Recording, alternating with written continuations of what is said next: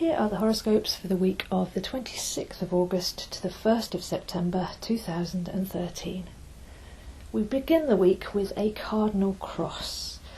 This means that there are 4 planets opposing and squaring each other, so everything's getting pulled in different directions, and it's tension. Across oppositions and squares are tense energy. Energy's not working together, so it could be quite an intense week, but if we have a look at it, we can see where that might apply itself to our lives so that we can roll up our sleeves and do the work. So to begin with, we're already used to one of the pairings, which is Jupiter in Cancer opposite Pluto in Capricorn, because this has been going on all through the grand trine in water signs all summer.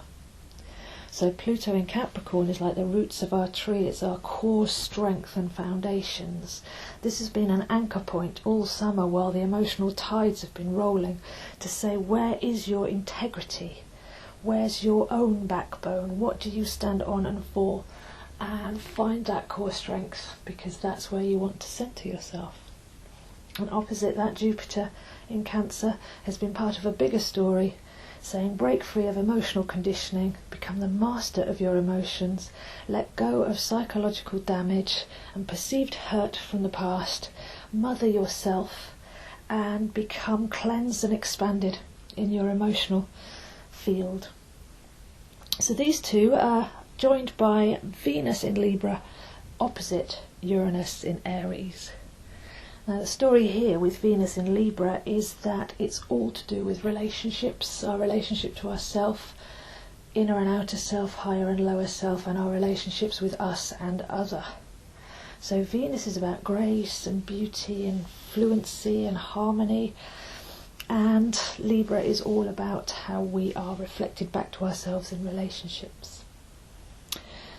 We have had a lot of emotional programming on the relationship level, and Uranus and Aries will come along to make us challenge our core assumptions here.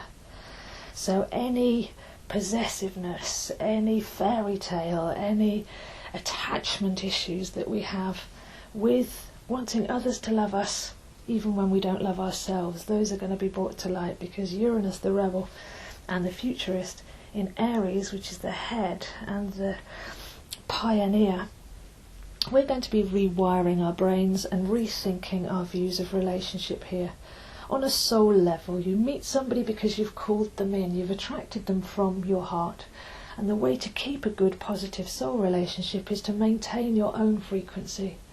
Uranus says be independent, be Age of Aquarius, and actually watch for what you're transmitting, because that will determine what you receive. There's no plays or manipulations or psychologies needed to keep someone around you. There's no point looking for love from outside of yourself that you need to be actually giving to yourself and radiating from you. So have a new look at relationships, your two souls flowing together on a similar frequency. And if each soul keeps their own true frequency, then that connection is lasting and positive and freeing and energizing, and all things that we need to be stepping forward into to create a better way of being, both with ourselves and with others. So this doesn't look so tough if you've already been doing that work, if you've found your core strength with Pluto and your purpose and your true meaning. If you've expanded out of past programming and need and fear and insecurity with Jupiter in Cancer, if you've rethought your relationships and allowed freedom and frequency and soul being to come into your connections with others, and if you've had to think about how to be the new kind of being, how to actually have this empowered approach to creating your reality as we all move forward together with Uranus in Aries, then this will actually be quite a positive week, because you'll see all of that start to come into being. If there's any of those areas that you haven't done the work on, then you may well see them come up this week so that you can reflect and make the necessary changes. On Monday we have the Sun and Mercury in Virgo together opposing Neptune in Pisces. And again, this is actually quite a natural aspect, because the Sun is happy in Virgo, Mercury rules Virgo, and Neptune rules Pisces. But what we can have at times like this, it's a once a year affair with the Sun opposite Neptune, is it's a little bit like being in a nice romantic setting and somebody comes in and slams the lights on. All of a sudden we get to see all the dirt, all the grime, all the illusion, the fantasy disappears and melts away in the harsh light of the Sun. So if you've been holding any illusions, if you've been hiding dirt in the corners, then this might be a little bit like somebody turning the lights on so that you can actually see the reality and do the real clearing up work. So it can be quite tough, but again, just go into it because it's a short-lived aspect, and be grateful because it's showing you things that you need to know.